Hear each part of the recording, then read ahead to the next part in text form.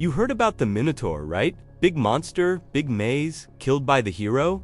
However, everyone forgets he had a name, Asterion. He was locked in a prison he never chose, fed people he never asked for, and it was sleeping when received the fatal blow from Theseus. Such a hero. Well, lucky hero. And then, lucky king. And talking about luck, lucky you were not there. And let's not forget, you're not a hero. You wouldn't have survived. And at the end of this video, you'll know why. Theseus got luck. You would never survive the Minotaur. The myth of the Minotaur is one of the oldest and most recognizable stories.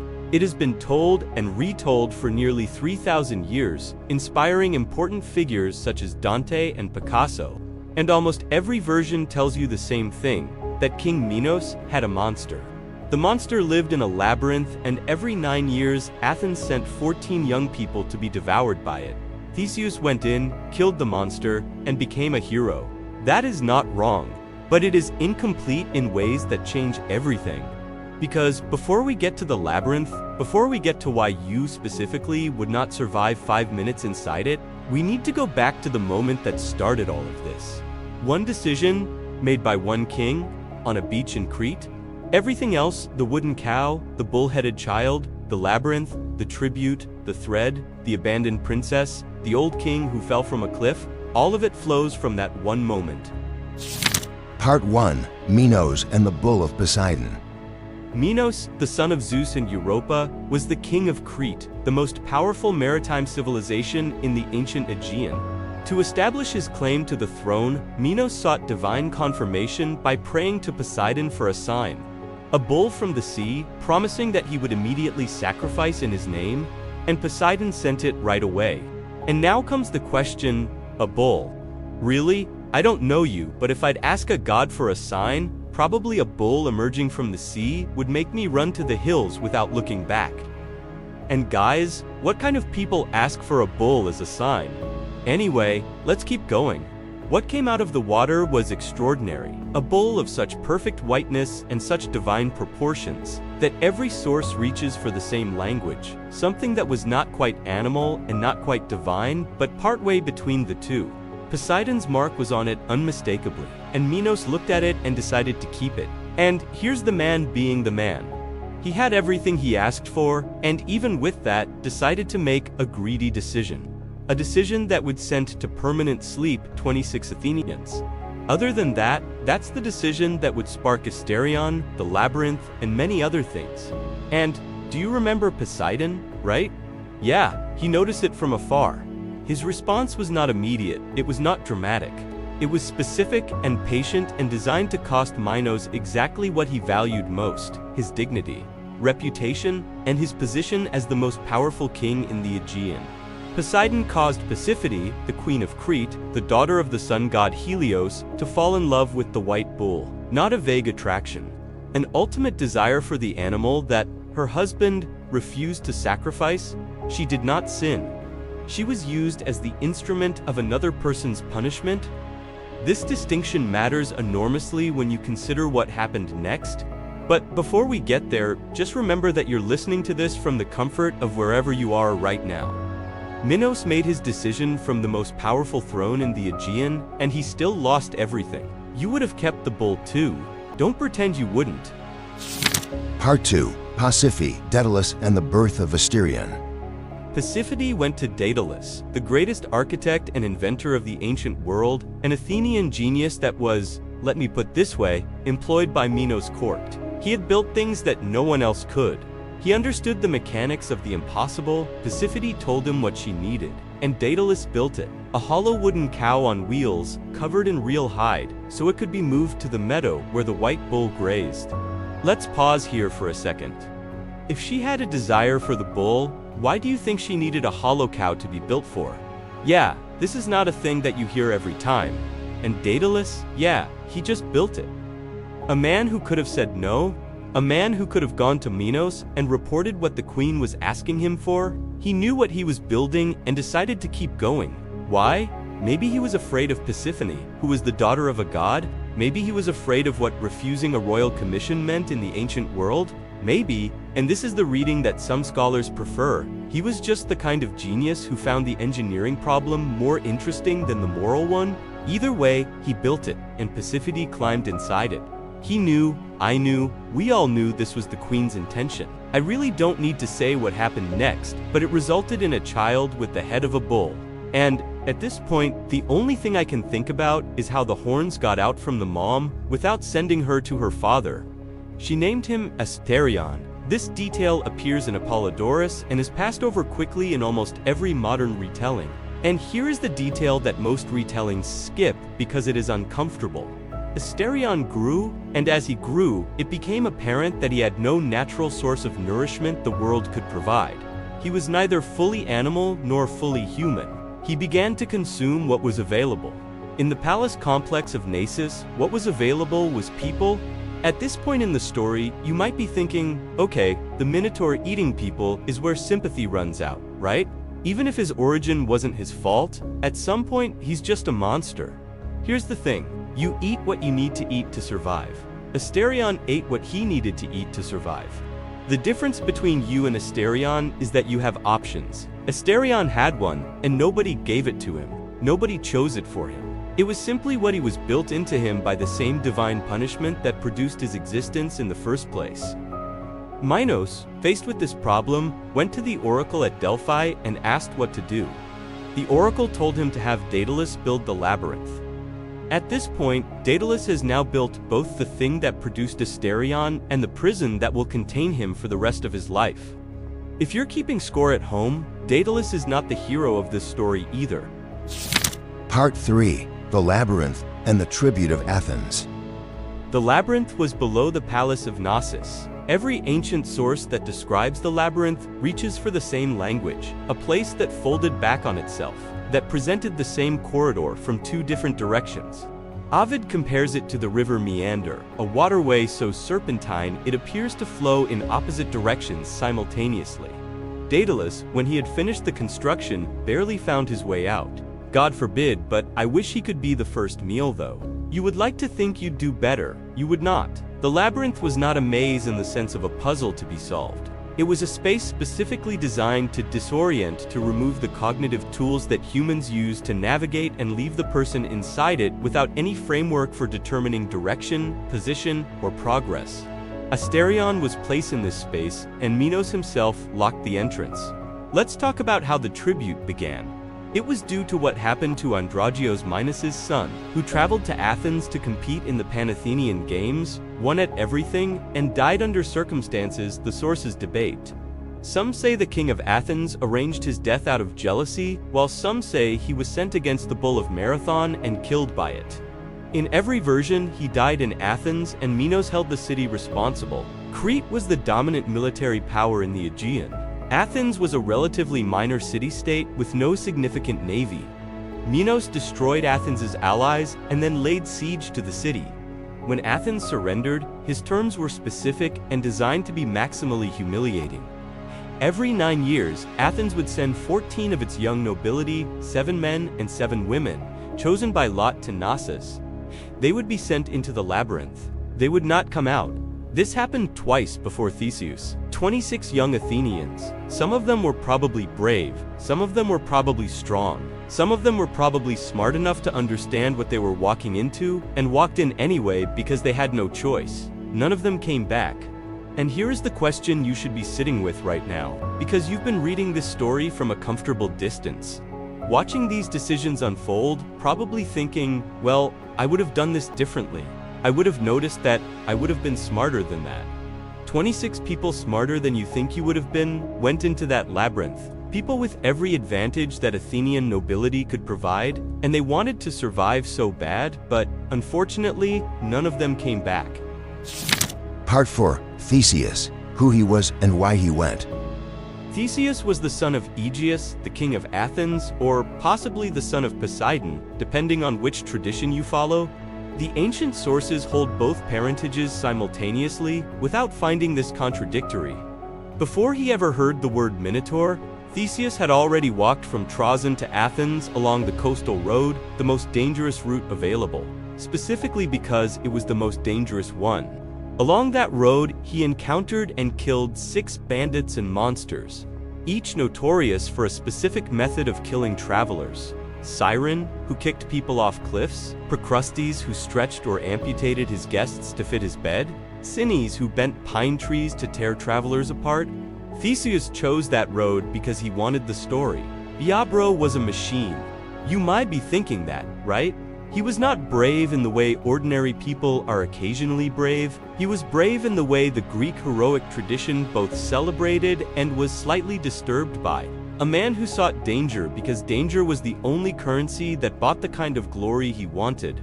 Now, you might be thinking, okay, this is the guy. Strong, divine blood, combat experience, proven killer of dangerous things. This is the guy who can survive the labyrinth. And you would be half right. Theseus could absolutely handle the Minotaur in a fight. That part, the physical confrontation, Theseus probably wins. He's killed harder things on a coastal road without any help. The part that kills you and the part that would have killed Theseus without what happens next is not the Minotaur, it's the dark. And the corridors. And the absolute impossibility of finding the exit of a structure specifically designed so that nobody inside it can find the exit. For glory only, Theseus volunteered as tribute. He promised his father Aegeus that he would change the ship's black sails to white if he survived.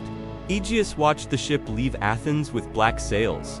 He went to wait on the cliff above the harbor. In Crete, something unexpected happened. Ariadne, the daughter of Minos and half-sister of the Minotaur, through their shared mother Pasiphae, saw Theseus arrive with the tribute group. She fell in love with him at first sight. And that right there is the entire difference between Theseus and the 26 who came before him. Not his strength, not his divine blood, not his experience on the road from Troezen. A girl who had just met him decided he was worth saving. I'm not an expert, but I really think that this story was more about Minos' family than the Minotaur itself. Part 5. Why you would never survive, and why Theseus did. Let's be very specific about this. 26 Athenians went into the labyrinth before Theseus. Young, healthy, noble, brave enough to walk in knowing what waited inside. None of them came back. Here is exactly why. The darkness inside the labyrinth was absolute. Not the darkness of a room with the lights off. Not the darkness of a night without a moon. There was no freaking light source anywhere. The kind of darkness where your eyes never adjust because there is nothing to adjust to. Where after enough time, your brain begins generating its own images to fill the void shapes that aren't there. Movement that isn't happening, sounds that may or may not be coming from something real. Soldiers who have been in truly dark spaces describe it as one of the most psychologically destabilizing experiences available to a human being. Your sense of direction goes first, then your sense of time. You think you'd handle that. You think you'd stay calm, stay rational, keep moving systematically. You wouldn't. Nobody does. It's not a character flaw, it's neurology. Human brains are not built for absolute darkness. After enough time in it, the brain stops braining. And that's before Asterion arrives. He had lived in the labyrinth since birth. The corridors that you would be desperately trying to navigate in complete darkness, turning around, retracing, hitting dead ends, trying to remember which way you came, were his home. He knew every passage, every false opening, every dead end. He had spent his entire existence moving through that space in darkness, and darkness was not a disadvantage to him. It was simply the world. He would know you were there before you knew he was. Your smell, your breath, the specific frequency of sound that a panicking human makes when they realize they are completely lost in the dark. Asterion would have all of that information while you had none. This is not a fight between a hero and a monster.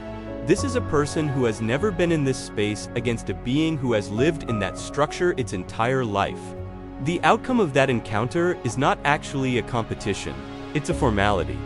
Just so you know, Ariadne was so in love that she went to Daedalus and asked him for the labyrinth's secret. He gave her a ball of thread. She passed it to Theseus with instructions. Tie one end at the entrance. Let it unspool as you walk. Follow it back when it's done. That thread, that specific ball of thread. That is the entire story. Without the thread, Theseus is number 27. His strength doesn't matter. His combat experience doesn't matter. His possibly divine parentage definitely doesn't matter.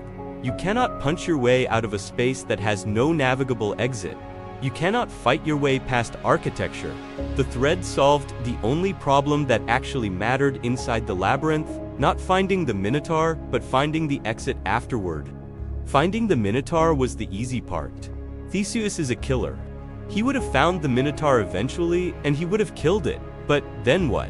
Then he's standing in the dark, in the center of a space specifically designed so that the person standing in it cannot find their way out. Without the thread, Theseus wins the fight and then dies in the labyrinth, just more slowly than the others. At the end, it was all about the secret passed by Daedalus to Ariadne. The hero of this story survived because the architect of the trap told the king's daughter how to defeat the trap. And the king's daughter gave that information to a man she had just met because she had decided he was worth saving. You would not have had Ariadne, you would not have had the thread, you would have had the dark and the corridors and the sound of something moving toward you that knew exactly where you were. So you and your pizza body wouldn't stand a chance against it. Part 6. Asterion's death. Ariadne abandoned. The king who fell. Theseus entered the labyrinth with the thread unspooling behind him. The corridors wound and folded. The torchlight gave out in the deeper passages. And somewhere at the center, in the deepest part of the structure, Theseus found the beast. And here's what I keep telling everyone. Sometimes you just gotta be at the right place and the right time. But in this case, Theseus was a lucky one, as Asterion was asleep, in the center of the only world he had ever known. Take a moment with that image. The great hero of Athens, thread in hand, standing over a sleeping being in the dark. The being that everyone who went before him died trying to reach. And, as you might have figured it out, Theseus sent him to live with Hades. It doesn't matter if he had a weapon or it was bare-handed. Asterion was just sleeping there. In no account does Asterion present anything other than his physical form against a hero who arrived, prepared, guided by a thread, armed with a sword, standing over a sleeping target. This is the heroic act at the center of the most famous heroic myth in Greek mythology. Then Theseus followed the thread back to the entrance. Without the thread, this is bye-bye big hero. He walks out just to meet her waiting for him.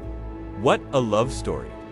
He took her with him when he sailed. He promised to marry her, and they sailed north toward Athens. While celebrating, they stopped at the island of Naxos. Guess what happens after that? No, your dirty little mind is wrong. He just forgot her there or left. It doesn't matter.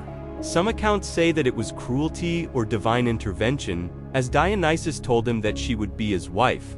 Truth to be told, Ovid says he left her, the woman who saved his life. Without her, he would be only number 27 of Athenian tribute dead. He was just being so cocky that he forgot to change the sails from black to white, the sign he told his father he would do if he survived. Unfortunately, Aegeus didn't know what happened and threw himself into the sea, which has been named Aegean ever since. And then, when Theseus arrived in Athens, he found he was already a king. The hero who survived the labyrinth, who got lucky with the thread, who killed a sleeping being in the dark, who abandoned the woman who saved him, arrived home to find that his own forgetfulness had killed his father before he got there. Even Theseus couldn't get through this story without causing damage he didn't intend. Part 7. What the myth actually says. In 1979, archaeologists excavating in the village surrounding Knossos found something buried bones, or specifically, the bones of children, showing clear evidence of systematic butchering. The discovery was deeply controversial, with some archaeologists arguing the bones are from a Minoan ritual funerary practice. Others argued the evidence was consistent with something considerably more disturbing. Neither interpretation has been definitively proven. What the bones establish is that something was happening at Knossos with the bodies of children that the Minoan civilization was doing deliberately and repeatedly. And when the Athenians who were present at Knossos as tributaries tried to describe what they had seen or what they believed they had seen, they reached for the image of a monster in a labyrinth consuming young people in the dark. The myth of the Minotaur is, in one reading, the most honest thing the Athenians ever said about their relationship with Crete. They were weaker, they paid tribute, they sent their children, and what happened to those children in the actual palace complex was something so far outside the Athenian frame of reference that the only way to process it was as mythology. Arthur Evans, who excavated Knossos beginning in 1900, described the experience of moving through the partially reconstructed palace corridors as genuinely disorienting. The sense of a space designed on principles, not quite the same as those governing other ancient architecture, he kept losing his way. In daylight, with a map, and then there is the question that the myth raises and never fully answers. In this entire story, from the beach where Minos kept the white bull to the cliff from which Aegeus fell, every single person made at least one choice that contributed to what followed. Minos chose to keep the bull, Poseidon chose to punish him through his queen, Daedalus chose to build the wooden cow, and then the labyrinth. Athens chose because it had no other option to send its children every 9 years. Theseus chose glory. Ariadne chose to help someone she had just met. Theseus chose to leave her on Naxos. He chose not to change the sails or forgot that, which doesn't matter at this time. According to the sources, and, last but not least, Asterion chose nothing. He was the consequence of other people's choices from the moment of his conception to the moment of his death. Born into a darkness he did not design, fed on what he was given, rather than what he might have wanted. Killed by a hero following a thread in a maze, built specifically so that nothing inside it could ever find its way out. You would not have survived the labyrinth, neither would Theseus, not without Ariadne. The 26 who went before him didn't survive. The Minotaur himself didn't survive. Nobody who enters this story walks out of it unchanged or unscathed. His name meant the starry one, but he never saw a star. Epilogue. Choices or no choices involved. The myth of the Minotaur has been told for nearly 3,000 years. In most versions, it is a story about a hero, about a monster, about the courage required to enter the darkness and kill what's there. But Theseus didn't survive because he was braver than the 26 who went before him.